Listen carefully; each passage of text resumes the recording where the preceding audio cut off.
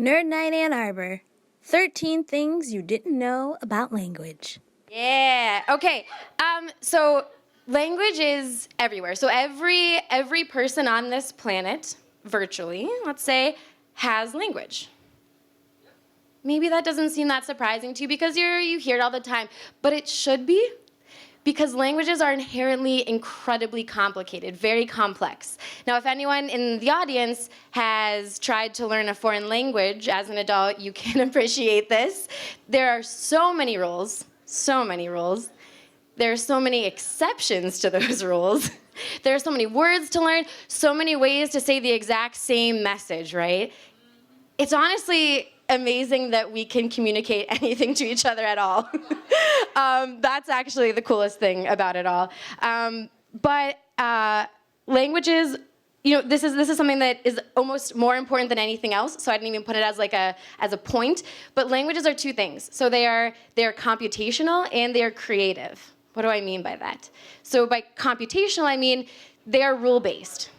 Hey, algorithms. Oh, I love these words. Yes. What a smart-ass audience. And so they're computational, they're rule-based, but they're also really creative. And they're a beautiful illustration of how creative humans are in communication.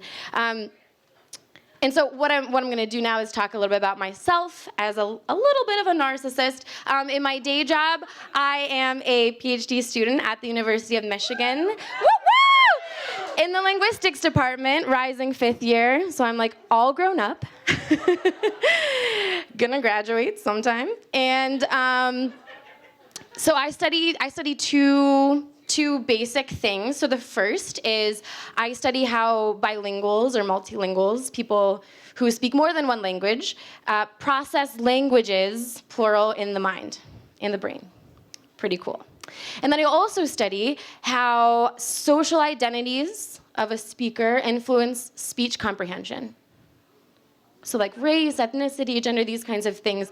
Yeah, it's like opening a Pandora's box. It really is. And then in my night job, I also do stand-up comedy.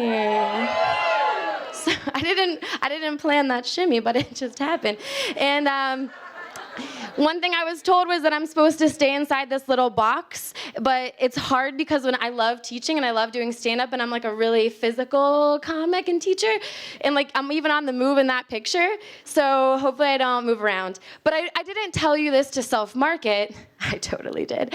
But the other reason is just if I stop talking about language and like get confused that there's an audience and a microphone and I start making jokes, like you know what's going on.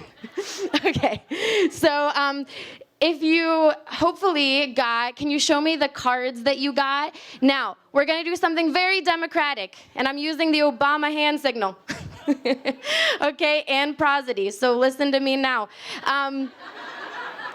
Yo, I didn't even plan that either. You're just giving me all this good energy. So if you don't have an index card, can you put those back up again? If you're someone that doesn't have one, you should have a red one and a green one. If someone around you doesn't have one, can you rip it and share half of each of those with them?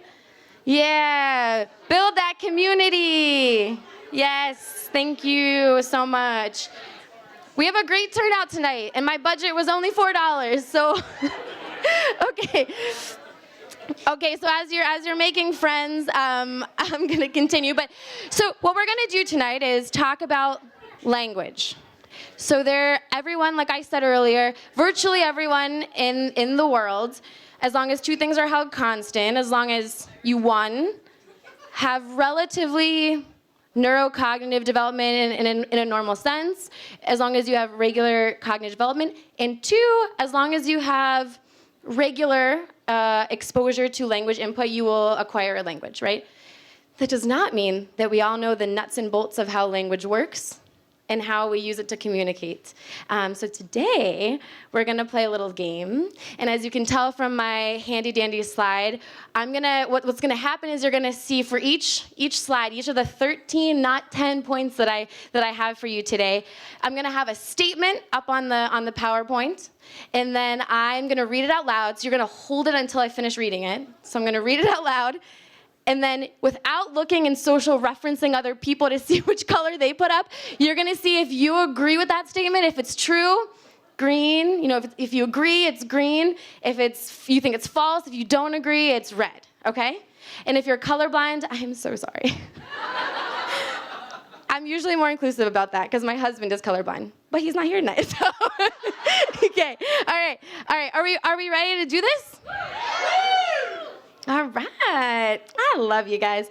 Okay, so number one, hold it close and don't finish until I read it out loud so that everyone can hear before they make their decision. All right, number one, true or false. By definition, most people speak without an accent. Go. Mostly red, some green. Can I get a drum roll for the first one? Yeah. False. Okay, great. So everyone has an accent. Everyone has an accent. And don't feel bad if you get things wrong. I think the point of coming out here was to get drunk and learn cool stuff. So if you're doing that, you're fine. Now, there's this thing that we call in sociolinguistics called the myth of the non-accent. This idea that your accent, the way you speak, yeah, newscaster English, exactly. Someone took a linguistics class in college. That the idea that you don't have an accent, but everyone else does. Right? That makes sense. That makes sense. So narcissistic, totally. And so this really gets this distinction between someone sounds like they have an accent and sounds like they don't. Someone sounds, they sound normal, they sound standard, right? Well, that begs the question, what does standard mean? And who made that standard? Old white men. Correct! You get a school, and you get a school. I don't have any free stuff for you guys, I'm sorry. My budget was $4, that was the index cards. Okay, this is also a meme. Harold or something? Yeah, I don't do the internet, but I play What Do You Meme, so that's why. Okay, bottom line is everyone has an accent, you have one. Accent really just means a way of speaking. Your patterns of, your phonetic patterns, your phonological patterns, okay? It's a way you sound. Cool. Y'all, okay, that's a nice lexical item, jargon, okay. Number two, hold them close until I finish. Number two, true or false? She be working is a grammatically correct sentence. Go. Okay, so I'm seeing maybe more green, but definitely some red, okay. You can put him down. It depends. I know. Don't you hate it when the teacher's giving you a dichotomous question and then you're like, okay, that was your fault. You made me pick one. Okay, it really depends on what dialect you speak. In many dialects of English, or in several dialects of English, this is a totally grammatical sentence. For example, one dialect that linguists like to call African American language, this is a totally grammatical sentence. I think what might be tripping you up, though, is what the word grammatical means. So when linguists talk about grammatical, we just mean this is what native speakers of this language say, right? It doesn't mean it's in a textbook somewhere. It means this is what people say. This is a common convention of the language. And so the cool thing is, it actually, in African American language, does a really cool thing. It serves a really clear purpose. And the purpose it serves is called disambiguation. So I'm going to tell you what that jargony term means. So for example, if you have the sentence, she is working, this can kind of mean a lot of things. So for one example, it can mean where is she right now? Oh, she's at work. She is working currently in this particular moment. It could also be the answer to the question, does she have a job? You're oh yeah, she's working. She's working in general, she's got a job. She's not there right now, but she's got a job, right? It's actually kind of ambiguous. Language is ambiguous. And so what's cool is that in this particular dialect, you can disambiguate those meanings. Right? And so we actually have linguists in the crowd tonight that study this very thing. Rachel Weisler studies African American language at University of Michigan, does really cool research. And so this is a really awesome systematic way to disambiguate meaning with language. Now, if you're still the kind of person who's okay, I got it, but one of them is right and the other one's not, then this is what we call linguistic prescriptivism. Is this a term that you heard in your college class when you took linguistics? It means this idea that there is a right way of speaking and a wrong way of speaking. And we should note that there is a difference between conventions for speaking in normal day life, and there's also different standards or conventions for writing. These are like different beasts. These are different beasts that we deal with, right? And so keeping in mind linguistic prescriptivism, this is a way that you can kind of check yourself. Like if you hear someone say something, you're like, okay, like I wouldn't say it like that. But that's their dialect, and that's cool, right? Yeah. All right. Okay. Off the pedestal. The sociolinguist in me. Okay. And then and then who sets those? Old white men. And old white women, but with a little less power. Okay. But not for long, if I have anything to say about it. Okay, but I mean also racial diversity is a thing, and we need to work on that too. Okay, all right. All right, so this one is an agree or disagree. So this is not like a true or false. It's kind of like what your perception is. British, and be as honest as you will be, right? So British people sound smarter than American people. Agree. Someone put both. I love it. Cool. Okay, so the answer to this one is, to a lot of American ears, yeah. This tends to be how things happen. And the answer is a combination of our colonial history and a term that we like to call socially constructed prestige. Oh, she's so smart. Oh my God. Okay, so like if I was like gonna talk like this and I didn't really have a great British accent, but like if I did, you'd be like, oh my God, that guy is so smart. Like, oh my God, she must have just gotten in from Heathrow. Like, fuck, I mean, bloody. I'm not totally native, so I said fuck. Okay, so am I allowed to say that at an Ann Arbor District Library talk? Sorry. Now the point is when I say that, a lot of you probably kind of switched your like perception of me, and now that I'm speaking in my American English accent, you're like, dumb as hell. All right, and that's another thing. So even this is a good point. So I heard, and also Southern English has another stereotype. And so it's not just within countries, it's like within our country, there's a lot of social stratification with how people associate intelligence with accent. And so this is precisely what I'm gonna talk about. Thank you for the perfect segue. So for example, let's consider the British English feature, just one particular linguistic feature called R-lessness. It's a weird term, right? But it's this idea that you don't pronounce the R. So like it could be like, instead of drive the car, as I would say, you'd be like, oh, drive the car. Oh, I'll get the car.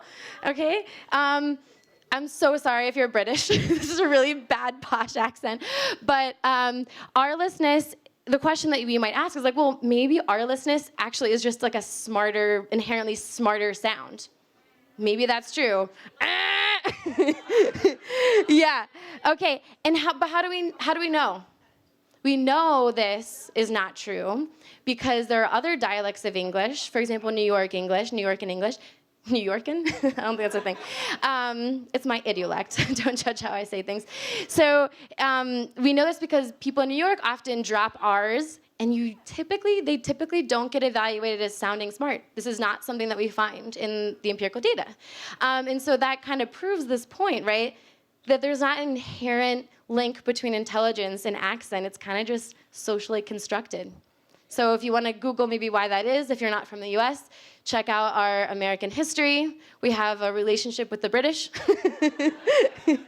But I'm going to gloss over that since we don't have time. And so, yeah, that's where I'm going to leave that. Okay. The big point, if you understand nothing from this talk today, nothing at all, I want you to remember that there is no link between a person's accent and their intelligence. It can be really hard. Clap for that. But it can be really hard to unlearn. And so this is also something you want to be realistic about. If like when I talk like this and you think like inherently she sounds a little smarter and like I can't really change that. I'm like 50 years old and I've just associated these two things. That's really hard to stop, right? But what you can do, if you can't really break that implicit bias, is to at least acknowledge it and be aware of it.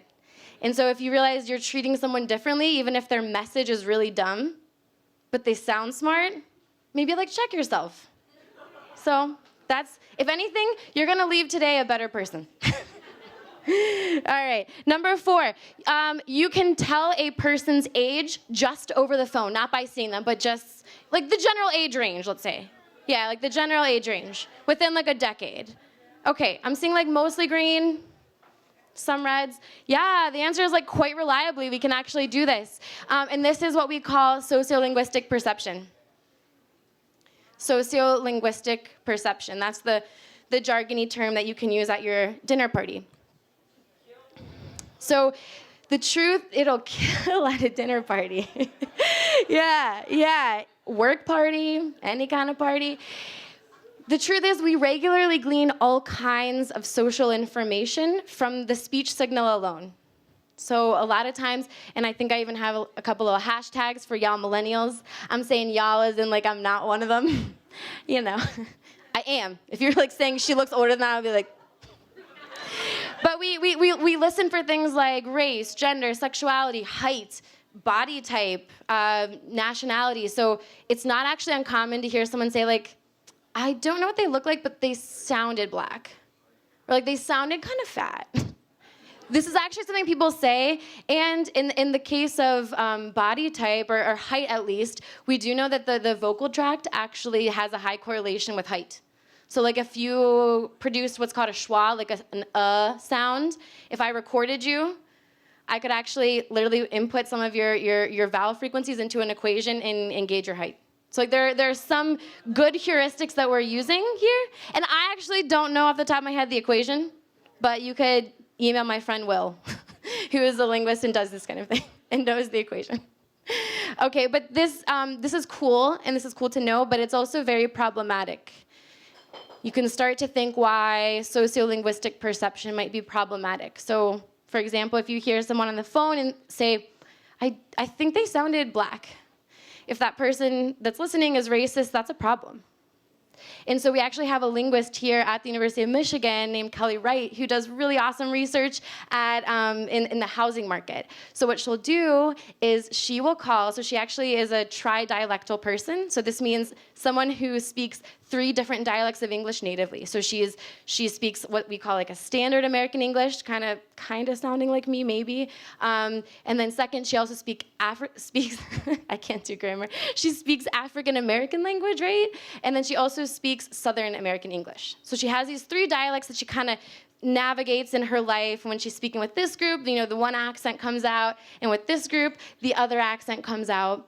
And so the story goes, her research, she calls apartment complexes or like rental agencies with different accents. The same rental agency, 3 different accents, different responses. Yikes. And so this works. This is building off of work from John Baugh in the 80s. Yeah, I have some linguists in the audience to like fact check me tonight. But this is really problematic, and the reason it's a passion piece is because you can do something about it, right? You hear all this kind of information in the speech signal, and so if you know that you're making potentially implicitly biased opinions about people based on how they sound, maybe you can change how you respond to them. That's pretty cool. Okay. Again, off the soapbox. Okay, number 5. Are we ready for number 5? Okay. All right. They get a little more like fun after this. I've been like yelling at you. Okay. All right. So the next one is there are roughly 7,000 languages in the world. Yes or no? Green or red? Greens, reds. Okay. It's like half and half. I feel like it's true. There's like between 6,000 or 7,000. The sad news, it's probably not for long. I know. Why? Why are languages dying? So language death is a real thing, and it's on the rise. There's a cool infographic that, I don't know if we share the slides with you, but this is too much info, so just look at this. One language disappears every 2 weeks. Yeah, it's kind of sad, but this is because of globalization.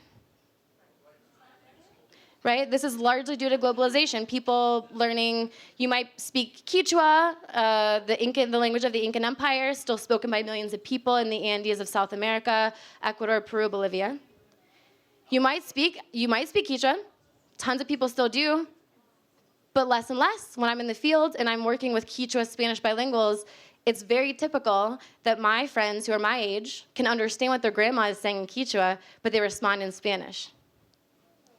And so over time, we see a trend where if you're becoming what we call it passive bilingual, you only understand it but don't produce it, you're less likely to transmit it to your children. Which potentially can have, you can have good reasons for learning the language and speaking the language you want, but we do lose things when we lose languages. That's another talk, but you lose culture, some insight into history, and some information. The good news, I never like to leave y'all on a sad note, is that there are many language maintenance or language revitalization programs that are currently going on. For example, one that comes to mind would be what's called endogenous language practice, another jargony term, which means that, let's say I live in a trilingual community where people speak 3 languages. Potentially the standard for the community would be I choose a language that I want to speak most of the time. I can understand all 3 of them, but maybe I choose after the age of 12, I'm just going to speak this one. This is the one I'm going to speak. And then I have to marry someone that speaks another language. And then that's one strategy for a community from ground up to say it really matters to us that we keep these 3 languages alive. And so this is one way that we can ensure to do that and transmit it to kids. This is a very specific example of, I don't remember where this is from. I should have looked it up before I did this.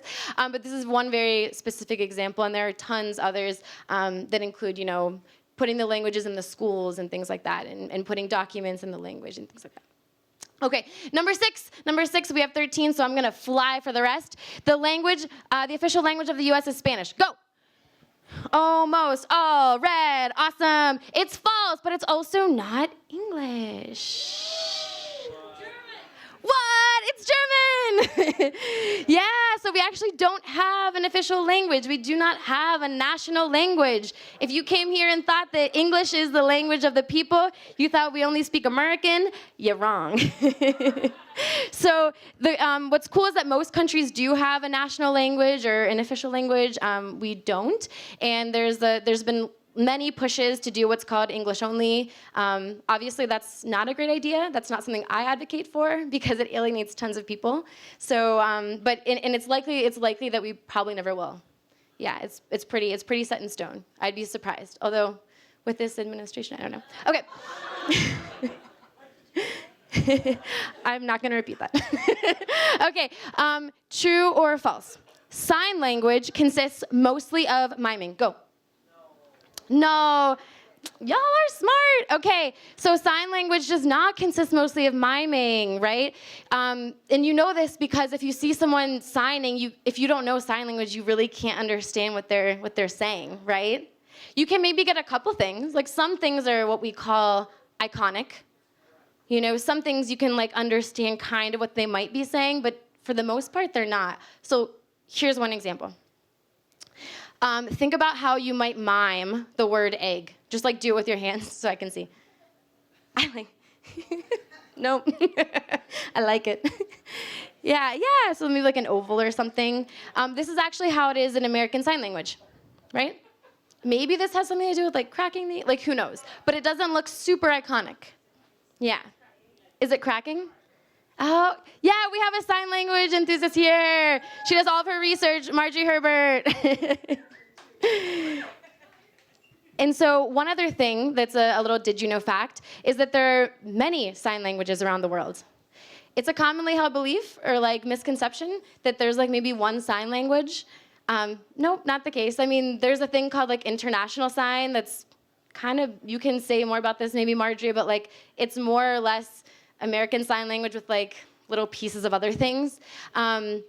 But think about how spoken language happens, right? There's not one spoken language. So it makes sense that different languages in different communities cropped up. So, and also crazy fact, a lot of schools, so colleges, universities, and high schools don't count American Sign Language as a language to fulfill a language requirement. Yeah. Talk to your universities if that's the case, because it's totally bonkers. Yeah, it's a full language. Okay, number 8, English spelling is a nightmare. Yes. Oh, this one's easy. Yeah, absolutely true. And I won't even break down this image. I'll leave it up on the slides. But basically, the language is so messy, our spelling is so messy, that the letter string GHOTI could literally be spelled fish if you looked at how the letters work in other parts of our language, other words. But the question is like, why is our spelling system so messy? Multiple origins of language, awesome. Invasions, like language contact, that kind of stuff, awesome, I love it. Life choices? So the clearest answer, and I love all of your responses, the clearest answer is that we don't have what's called a language academy. So if you've studied in high school like French or Spanish, those languages have what's called a language academy, which means the language police, kind of, yeah. So they're a group of people that it's an organization or an institution. In the case of Spanish, which is what I study, they founded in 1713. And so it's a group of people that decides, I think their motto what is limpia, fija y da esplendor, which is like clean, fix, and give splendor. Okay. But their job is to basically say like, people don't need, for example, this accent mark here anymore. People aren't using it. Let's just get rid of it. It doesn't mean anything. From here on out, don't put the accent on this letter. They kind of start making these spelling changes. Or they'll say, people have started pronouncing this word differently over time, and now that spelling doesn't really match up, and that's kind of confusing. So let's just like change the spelling of this word.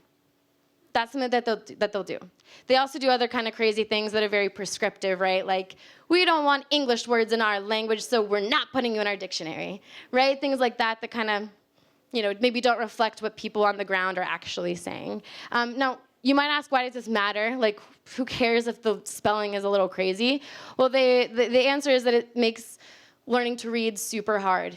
And this isn't just a problem for foreign language learners of English, but also for our kids, native speakers of English. So on average, the native speaking English kid in the US, for example, is gonna learn to read at a slower rate than like an Italian kid, because Italian has a really perfect, like phonetically transparent alphabet where each letter has one nice sound, and it's super easy to sight read, right?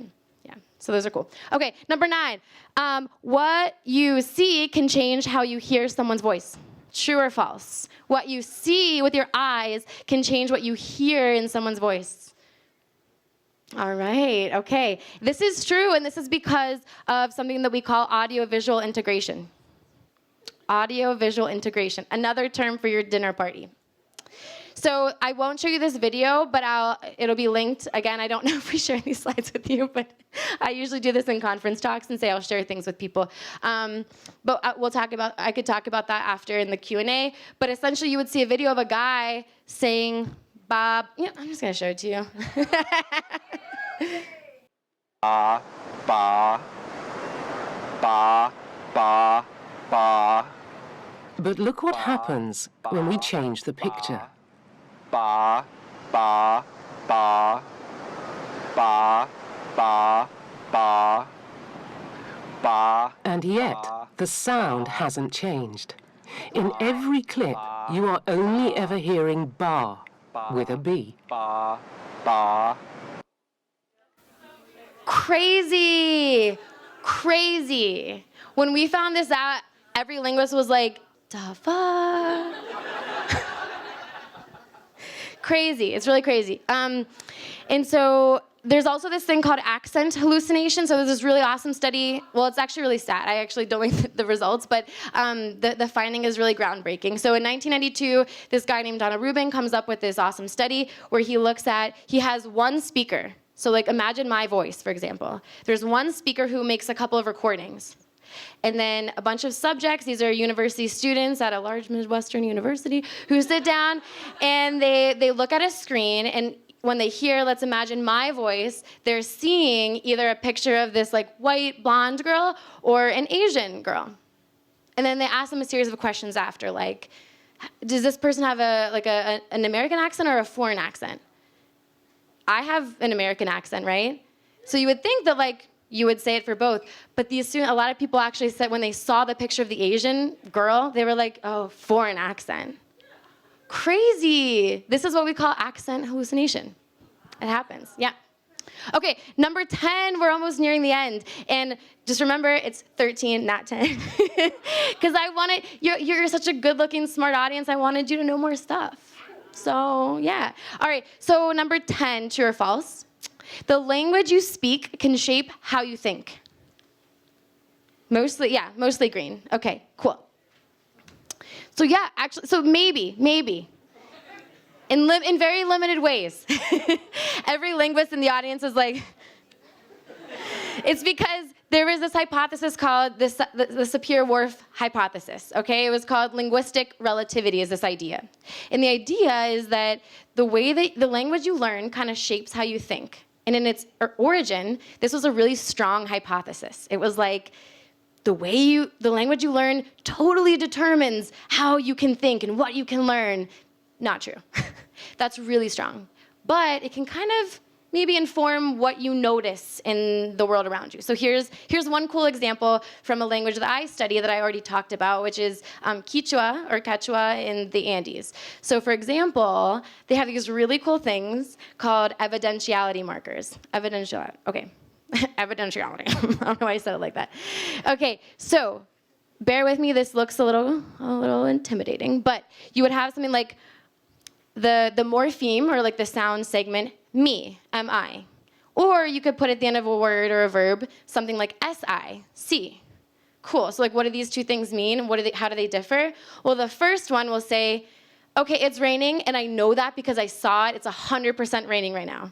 100%, I'm 100% sure it's raining. So I'm gonna put this little morpheme at the end to tell you, yep, I know it for a fact. I saw it with my own eyes. The second one is like, someone told me that. I'm inside right now. I don't really know if it's raining, but like someone said that.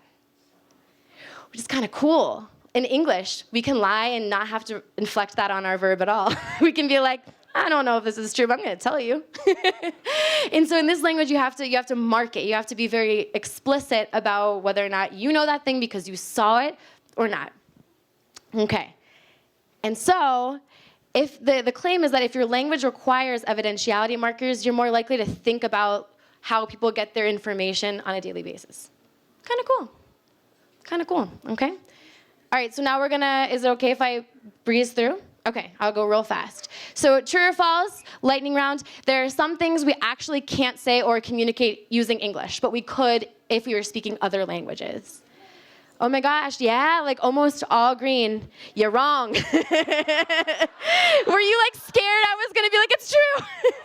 So all languages, all dialects have exactly the same communicative competence. This is a term that I like, communicative competence. I can tell you what's in my head no matter what language I speak. Like I can tell you as long as you speak my language, right? But what is true is that some languages don't have a unique word to describe that concept. So one that I really like, and it doesn't generalize to all Spanish speakers. It's actually a small subset of Spanish speakers. But there's this word called sobremesa, which means the time spent after lunch or dinner talking to the people that you're with. Which is like a really cool thing. And I wish we had it in English. Yeah. But you can say anything in any language. Just, you might not have a word for it. Okay. Number 12, languages are always changing. Go. Okay, cool. Absolutely true. Language change is supernatural. People resist it. When millennials or young kids started saying like what we call quotative like, so instead of saying she said hi, if I said she was like hi, my parents are like stop saying like, and that people have a lot of resistance to that. But language change is super normal. It has always happened. It will always happen. Get used to it. When I'm old, I'll probably be like, stop saying that. That's just normal. There are a couple kinds of language change. So there are things called word borrowings. So like, how do you think the word croissant got into English? Contact with French. The word computer was only created when we had a cultural thing that did computing. It didn't happen before. Word replacement, we used to call the tank tops wife beaters, which thank God, hopefully you don't do that because not a cool term. But now we call these tank tops, right? So for good reason, we change. And then there's also this really cool thing called grammaticalization, which I can talk more about later, but really it's just the idea that you start off with a word, like want, and then this word, will, for example, it really originated meaning just like. like, I just use quotative like. It really started off just meaning want or desire. And now we use this Latin term willin to mean future. Like, I will do something, I will eat, right? I can talk more about that later, but this is basically how grammar comes into our lives. This is how we got grammar, okay? The last one. I'm so sad. I want to hang out with you guys more. True or false? Most people in the world, so over 50%, speak 2 or more languages. Okay, cool. True. Ding, ding, ding, ding, ding. So bilingualism or multilingualism is the global norm. It's not the exception. And this is actually really hard to appreciate maybe if you live in an aggressively monolingual part of America. A question that I get often as a linguist who studies bilinguals is like, well, if I raise my kid and expose them to 2 languages, are they gonna like be confused? No. So a lot of times, teachers in like a couple decades ago would tell immigrant parents to only teach their kids English and give them that exposure. And now we know that's not that's not a good practice. We know that it's not going to really affect their cognitive development. Perhaps it'll slow them a little bit because they're learning more information, but in the end, they could almost possibly have better cognitive control. So this means something like having inhibition control, being able to suppress information and then actually listen to something else. So this is really cool. This is what we call the bilingual advantage, and I can talk more about that as well. Key takeaways: everyone has an accent, not linked to your intelligence. Old white men decided that there is a prescriptively good way to talk when you speak English, for example, but all languages or dialects have the same communicative competence. And then languages always have changed and will always be undergoing change. And raising your kid bilingual or multilingual is not bad for them, and it could almost be good for them cognitively. And that's all we have time for. So thanks. This program was recorded on June 20th, 2019 at Live.